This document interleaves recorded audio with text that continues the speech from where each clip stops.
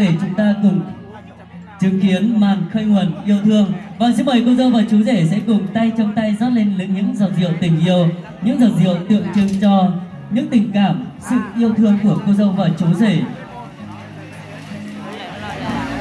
Thật hỡi trong niềm dịp cái tên chờ theo phong dừng một tên chùa một tên trì một tên công nhá thiên đồng bóng cái tàu là một chiếc sầu ở lúc này thì công nhá tàu hỏi trong đồng bóng là hai tìa chỉ lệnh tú có chỉ một chiếc là chê do hai tìa có một chiếc là tu tìa tiền một hai tàn thâu lanh nỉa lanh chí ga tàn thâu lúc cầu về cầu vừa tôn trai linh tránh châu bể cũng nỉa thích của chính cởi can tha cũng mà sau cứ lúc nhanh giá tàu ca em một chia ta có ý lệnh nha chỉ lệnh tú có chỉ một chiếc là chê do tìa có một chiếc là tu tìa trên một hai lanh nỉa lanh chí em ga lúc cầu về cầu vừa tôn trai linh tránh châu bể cũng nỉa của chính cởi là chế cứ mà đi show cứ lúc nhanh giá tàu ca một chia ta có ý lệnh chế giờ đi tới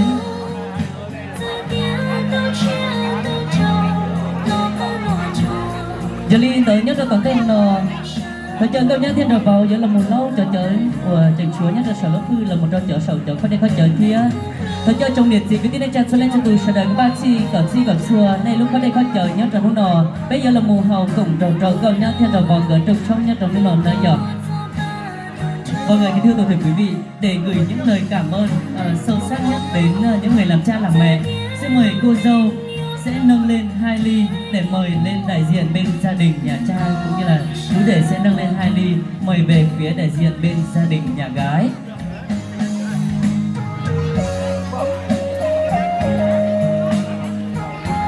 Vâng ạ, xin mời cô dâu và chú rể sẽ cùng quay mặt vào nhau ạ.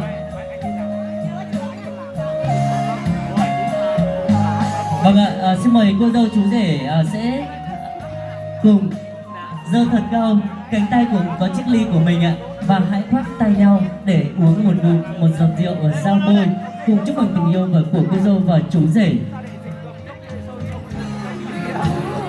Vâng ạ, xin mời cô dâu và chú rể sẽ cùng uống giọt rượu giao bôi đầu tiên. Vâng, xin mời ạ. Vâng ạ, một lần nữa xin một tràng pháo tay của quý vị để chúc mừng cô dâu và chú rể trong buổi lễ thành hôn ngày hôm nay thưa quý vị. Vâng, xin mời cô dâu chú rể sẽ cùng di chuyển về vị trí trang trọng nhất của mình ạ. Vâng, quý vị ở phía dưới đã chuẩn bị đầy những ly rượu, ly bia và ly nước ngọt của mình chưa thưa quý vị? Vâng ạ, ở phía dưới quý vị đã sẵn sàng chưa ạ? Vâng ạ, xin mời tất cả quý vị chúng ta có thể đứng lên và nâng thật cao chiếc ly của mình ạ. Xin mời tất cả các quý cha, xin mời quý vị chúng ta hãy cùng nâng thật đầy. Hãy rót thật đầy ly rượu của mình và chúng ta cùng đứng lên, chúng ta sẽ cùng uống một ly rượu để chúc mừng tình yêu của cô dâu và chú rể trong buổi lễ thành hôn ngày hôm nay. Xin mời quý vị chúng ta sẽ cùng đứng lên ạ. Thấy chưa, cho nên hót xin giờ cho lên từ bếp sẽ được sáu nơi nhỉ.